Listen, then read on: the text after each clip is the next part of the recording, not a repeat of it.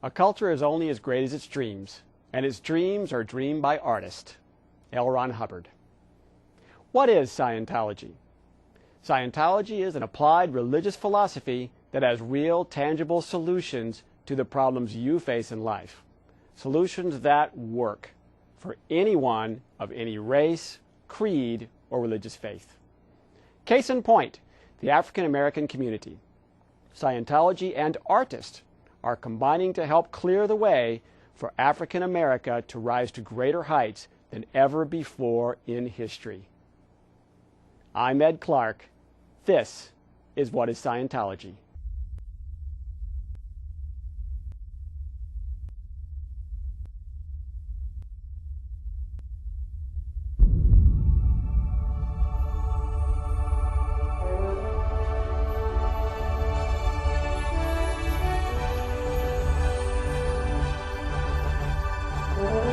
We of the Church believe that all men, of whatever race, color, or creed, were created with equal rights, that all men have inalienable rights to their own religious practices and their performance, that all men have inalienable rights to their own lives, that all men have inalienable rights to their sanity, that all men have inalienable rights to their own defense, that all men have inalienable rights to conceive, choose, assist, or support their own organizations, churches, and governments, that all men have inalienable rights to think freely, to talk freely, to write freely their own opinions, and to counter or utter or write upon the opinions of others, that all men have inalienable rights to the creation of their own kind, that the souls of men have the rights of men, that the study of the mind and the healing of mentally caused ills should not be alienated from religion or condoned in non-religious fields,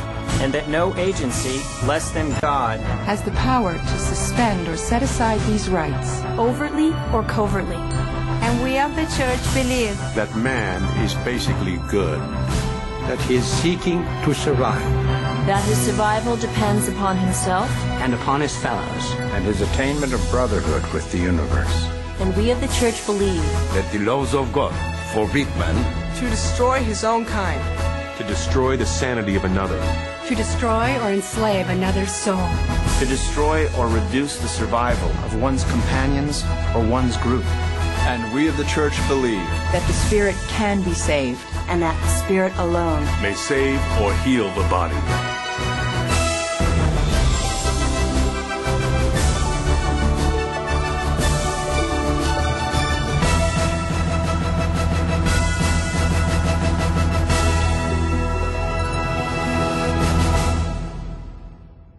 Lift every voice and sing till earth and heaven ring with the harmonies of liberty. Let our rejoicing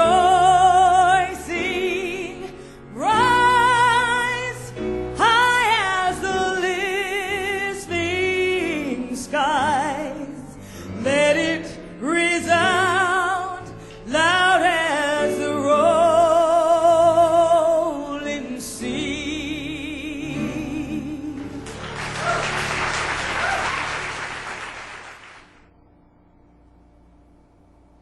I'm Ed Clark. Welcome to the What is Scientology show. The special opening that you just saw was a rendition of the old spiritual Lift Every Voice. It was recently performed at the Church of Scientology in Clearwater as part of a very special annual event put on by a group called Ebony Awakening.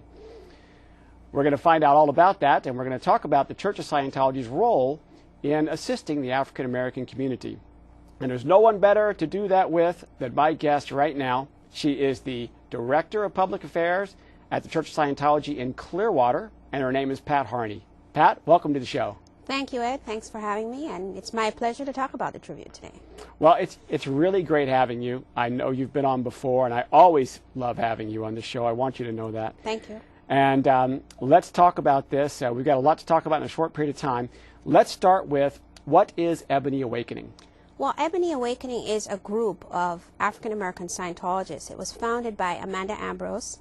She was an educator, performer herself for many years, and she started this in the 1970s to bring Mr. Hubbard's social betterment technology to African Americans to help raise the literacy level, to handle drug abuse, to handle criminality and immorality, and so bring about peace and an improvement in the African American communities. I mean, Mr. Hubbard's technology is used throughout all communities, but as Scientologists, you know, we each have our groups that we're concerned with, and certainly it bodes with our creed, which you just saw, right, that African American Scientologists would utilize this technology by Mr. Hubbard to help their people. Terrific. So that's what Ebony Awakening's purpose is, yes. And it's been growing ever since then. It's getting bigger all the time, isn't it? Yes, exactly. Great. This Tribute to African American Achievement, which we're going to talk about shortly, which is an event that has been being held here in Pinellas County at the Fort Harrison Hotel, which is owned by the Church of Scientology, started in 1999 as part of Black History Month, which is a time when we honor African Americans for what they have been doing to help build America. And you know, we select African Americans and we honor them at this event. And Ebony Awakening is a sponsoring group. I'm also a member of Ebony Awakening, and we wanted to utilize that opportunity of Black History Month to say to the rest of America, here are some African Americans who are doing something to raise the culture. Not just for African Americans, but also for Americans. Who were some of the guests this year and some of the honorees? Okay, the honorees included a very wonderful lady by the name of Dr. Barbara Ann Tier, and she's the director of the National Black Theater of Harlem, which is the oldest black theater in America. And she started this whole renovation of Harlem back in the 60s. And of course, art being an important part of any culture, it is certainly very important to African Americans. And the National Black Theater of Harlem is an honored institution that has been carrying forward that entire message. Yeah, that was one, Dr. Barbara Ann Tier. Also some wonderful ladies, mother and daughter, Jolyn Wright Baucom and Myra Baucom, who are co-authors of a book, a cookbook, and several other books, but a cookbook called Celebrations. And like any culture, certainly food is also an important part of the African American culture. And it is an art in itself, how to cook it. And so these ladies have written this book, and they were also honored. All right. And there was also Dougie Fresh, who couldn't be at the event, but he was certainly one of the honorees. And we also had a wonderful musical director for one of the 10 best choirs in the country, which is the Without Walls International Church Choir, which is right here in Tampa area. And his name is Reverend Keith Dobbins, and he was honored. He also performed with his choir at the event. And the famous soul diva Shaka Khan was also the honoree there. Wow. Yeah. Boy, I wish I could have seen that one. A couple of years ago I went, and Isaac Hayes was there, so that was a real treat. Yes, it certainly was. Absolutely. Yeah. Well, Mr. Hubbard had a lot to say about art. As a matter of fact, you brought a book in that I'm going to hold up here, and maybe we can get a shot of this, Ron. It's called Ron the Artist. When I said Ron, I meant Ron Savello, our director. This is Ron as in L. Ron Hubbard. And Ron the Artist is the name of this booklet, and this is something that people can get if they call us, right? Absolutely. Okay, so a little bit later on, there's going to be an 800 number on the screen, and we'll send you this for free. And in this book, he covers a lot about art and culture and the importance of the two, doesn't he? Yes, he certainly does.